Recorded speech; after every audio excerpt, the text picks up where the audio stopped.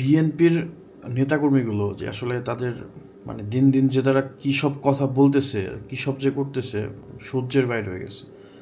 মানে কিছুই করার নাই, কিন্তু তা আসলে নেওয়া যাচ্ছে না আর। চলুন ভিডিওটা দেখি, তারপর কথা বলি। হাদিকে আমার কাছে এই মুহূর্তে একটা বেশ গুরুত্বপূর্ণ গিনিপিগ ছাড়া আর কিছুই মনে হয় নাই। আপনারা যারা ডাক্তার এখানে অনেকেই আছেন, আপনারা তেলাপোকা কাটতেন, ব্যাগ কাটতেন, আবার সেলাই টেলাই করে ছেড়ে দিতেন, চলতো। বাট হাদি হয়তো চলতে পারে নাই সেলাই করে ছেড়ে দেওয়ার পরে। কেউ কেউ তাকে নিয়ে নিজেদের।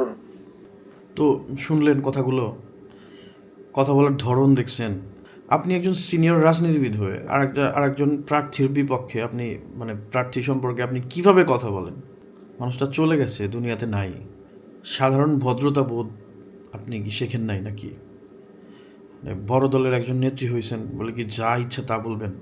হাদিকে সারা দেশের মানুষ ভালোবাসে। আপনি ডাক দিলে কতজন আসবে? সর্বোচ্চ আপনাকে কি দিতে হবে? 500 টাকা ধরাই দিতে হবে, বিরিয়ানির প্যাকেট দিতে হবে হাবিজাবি। কিন্তু হাদির জানাজায় দেখেন, হাদির জন্য কান্না করছে কত লোক, দোয়া করছে কত লোক, আর হাদির জানাজায় দেখেন কত লোক আসছে। আল্লাহ, আপনি একজন মৃত ব্যক্তি সম্পর্কে এইভাবে কথা বলতেছেন, মানে আপনার মনে যা আসছে তাই বলতেছেন আপনি? মানে সব জায়গায় কি আপনি রাজনীতি পাইছেন? হ্যাঁ, সব কিছু নিয়ে কি আপনার রাজনীতি করতে হবে? মানে এই ভাষাগুলো আমরা বুঝি না, এগুলো কিসের ভাষা বুঝি না এগুলা? আপনি ভাবছেন যে এই কথাগুলো বলে আপনি সাধারণ মানুষের মন বিবেক নাড়া দিতে পারবেন?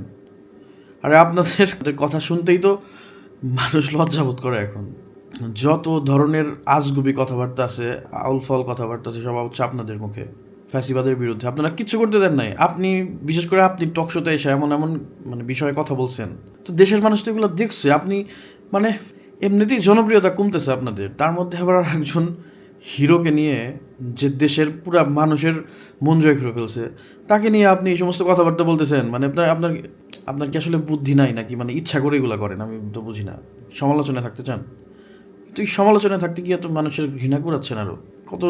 কয়েকটা ভিডিও বের হয়েছে দেখলাম, সবাই আপনার বিরুদ্ধে ব্যাপক সমালোচনা করতেছে। এইসব আজাইরা জিনিসপত্রের কোনো দরকার আছে? হুদা আপনি এমনি চকশোতে এসে একটা কথা বললেন, তার মধ্যে যে আব্দুল নূর তুষার সাহেব আপনাকে একটু বাধা দিল, তারপরেও আপনি কথা বললেন, থামতেছেন না। কিছু বলার নাই, কিছু বলার নাই। নির্বাচন পর্যন্ত অপেক্ষা করি, আর দেশের তরুণ সমাজের দিকে একটা আহ্বান করি।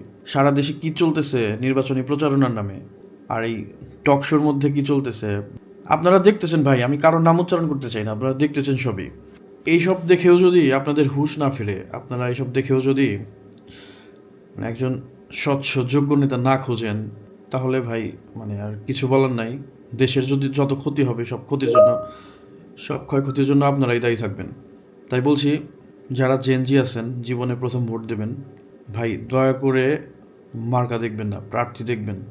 তার আগে পরে সব কিছু খুঁটিয়ে বিচার করে দেখবেন, তার হিস্ট্রি কেমন, সব কিছু বিচার করে তারপর ভাই যেখানে ভোটটা দেওয়ার, একদম যোগ্য লোককে ভোটটা দিয়েন। আমি জানি তরুণ সমাজ যেই পরিমাণ দেশকে ভালোবাসে, একজন বুড়া মানুষ, বয়স্ক মানুষ সেটা জীবনেও করতে পারবে না। ইয়াংদের মধ্যে যেই পরিমাণ দেশপ্রেম জন্মেছে 5 আগস্টের পর থেকে, আমরা নতুন বাংলাদেশ চাই ভাই। এইরকম কিছু চাই না আমরা। মানে আমরা হচ্ছে দেশের জনগণ হচ্ছে শিকার, একটা শিকারের হাত থেকে আর একটার হাতে গিয়ে পড়া, এই হচ্ছে কথা। যাই হোক, বিচার বিশ্লেষণ করে বুঝে শুনে ভোটটা দিয়েন। আপনারা অবশ্যই ভালো জানেন, আপনারা বুদ্ধিমান, আপনারা শিক্ষিত, আপনারা স্মার্ট, সারা বিশ্ব সম্পর্কে আপনাদের খোঁজ খবর আছে। দয়া করে এই উইজডমটা কাজে লাগান। আপনাদের প্রতি আহ্বান। আল্লাহ হাফেজ।